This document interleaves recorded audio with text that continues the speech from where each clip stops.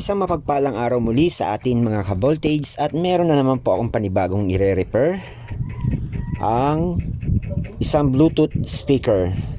Ang issue po nito mga ka-voltage ay ayaw pong gumana ng mic nila. So chinek ko nga po kung ano po problem na bakit ayaw gumana ng mic. Nakita ko nga po dito yung lagayan ng battery, kinakalawang na. So hindi na ho talagang magkakaroon ng kontakto. Kaya ginawa ko po dito, nilangisan ko tapos kiniskis ko para matanggal po yung mga kalawang.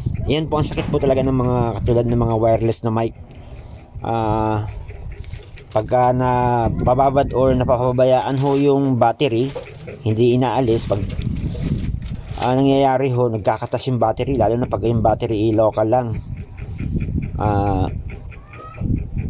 Kinakalawang, nagkakatas po siya, kinakalawang siya. So ngayon, ganun nga po, kiniskis ko, nilinis ko siya. Ayun, okay na po siya, umiilaw na at gumagana na po yan siya. So kayo mga ka-voltage, kung halimbawa may mga problem po ang mga mic nyo na ayaw gumana, maaaring sa battery lang po yan, sa battery contact nya, yung lagayan nya ng battery. Langisan nyo lang po yun, tapos kung may liha kayo, lihain nyo para matanggal po yung mga kalawang.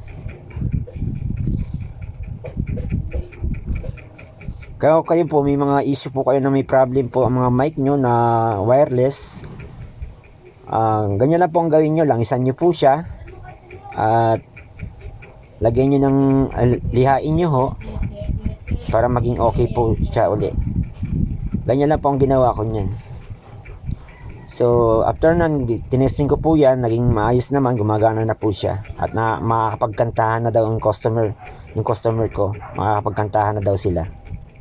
So ganun po mga ka-voltage, maraming salamat po muli sa inyong panonood at huwag niyo pong pakalimutan, paki-like and share and paki-follow po ang page ko, Thunderbolt.